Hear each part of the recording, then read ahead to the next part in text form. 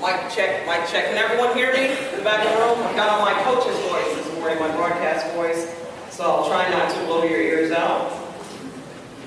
Well, I want to just first of all just say thank you, thank you, thank you. To be in a room with this many inspired leaders is just, to be honest, what I live for. It's absolutely, wow.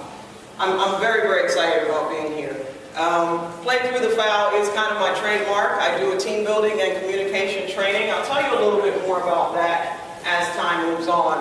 First of all, basketball has pretty much been my life. I walk around with this little thing. People think I'm special, but I do. I walk around with my little basketball because it really has been my life. And I'm going to tell you a little bit more about that as well. Because at Syracuse University, I was known for shooting three-pointers. I have carried that through my coaching career as well as my speaking career, so there's 3 points why I'm actually here. Number one, because Trisha Arnold asked me to come. Where is she in the room? Trisha, you here? Oh, wow. I wanted to give her a round of applause anyway. Make her feel special. By Trisha asking me to come, it means she is as wise as she is beautiful. That's wonderful.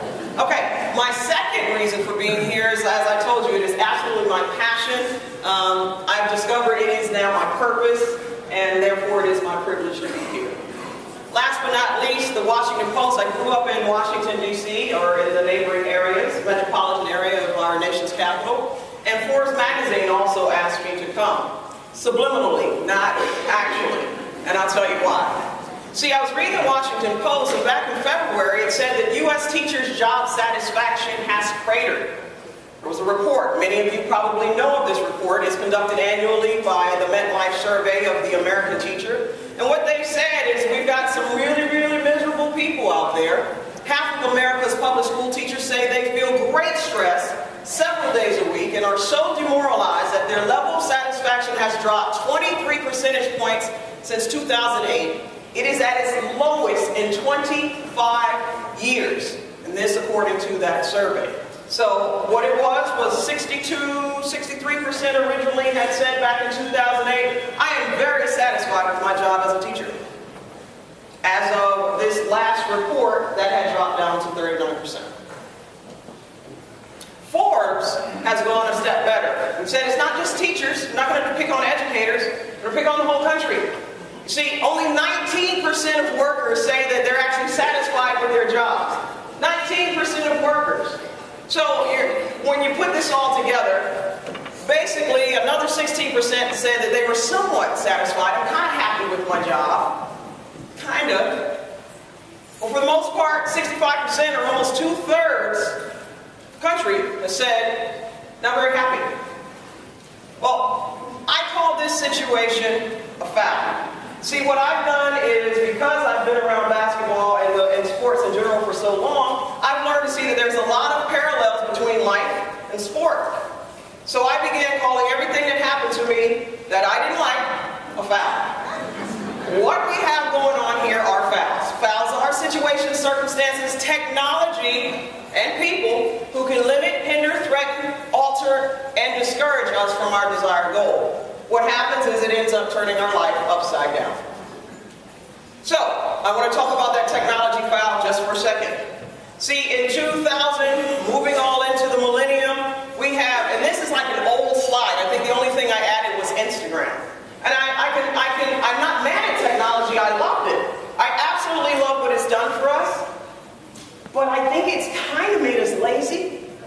The other day, about a month ago, I thought I lost my cell phone. I was in mourning. I was in absolute mourning. I was sobbing. I was getting ready to speak. I had to run into the bathroom. A woman came in. She said, "Are you okay?" She thought someone had died. I was like, "I lost my cell phone." Everything's in it. I don't know. Can we call somebody? I don't know how to call anybody. It's in the cell phone. It's in the cell. I don't know anyone's number. I don't. So we've had this social media technology explosion, basically. And what I discovered a few years back, being that I got my undergraduate and graduate degree in communication, I discovered nobody really communicates. We have more ways to communicate, but the interpersonal part of what we do is just gone. How many teachers and educators basically feel like this in your schools. I mean, honestly, today's kid, nothing against today's kid, I have one. I coach many of them. I get it, but this is what I feel like sometimes. I'm doing all this talking, but at the end of the day, the biggest question is anyone listening anymore?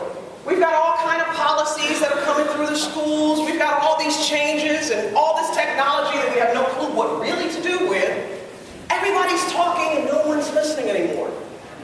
So for these reasons is why I came here, because I said, you know what, I think I can help. I'm under the belief that ordinary people can do extraordinary things. I found out the extraordinary ways that I can help is somehow or other, other than just looking exactly like Halle Berry and being gorgeous and it's causing you problems. Beyond that,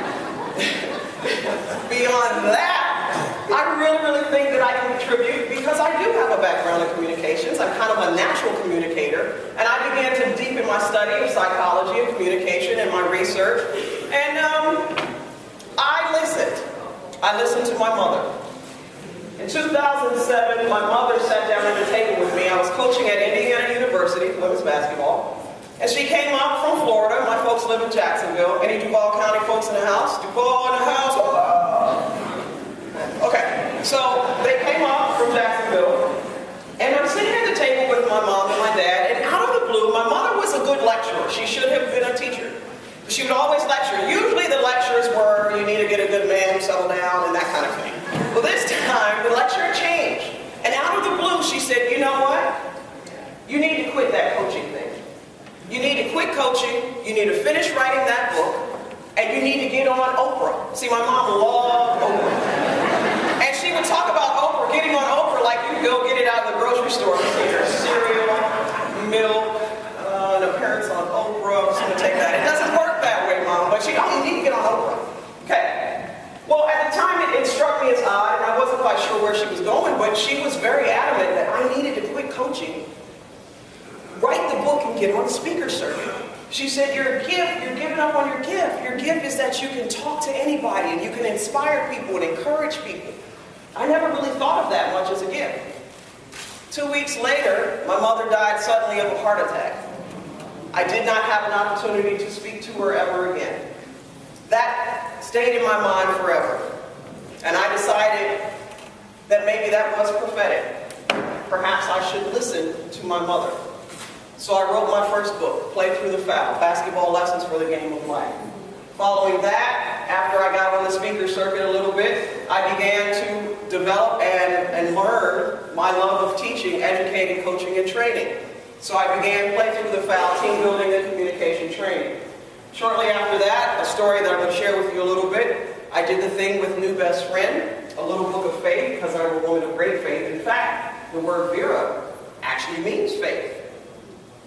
Bet you didn't know that. Good teachers. I'm feeling smarter than you right now. Okay. All right.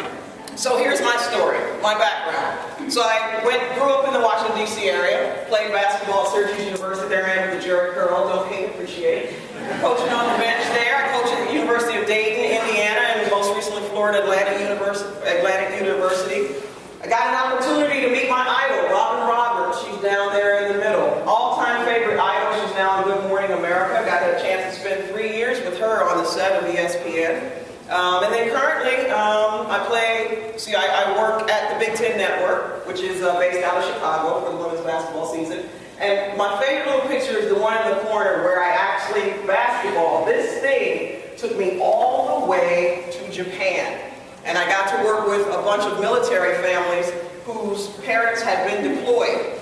And we did a camp there, and we did a Play Through the Foul training session there for young children in terms of empowering them in leadership and helping them just have a good time while their parents were away doing unbelievable things to protect our country.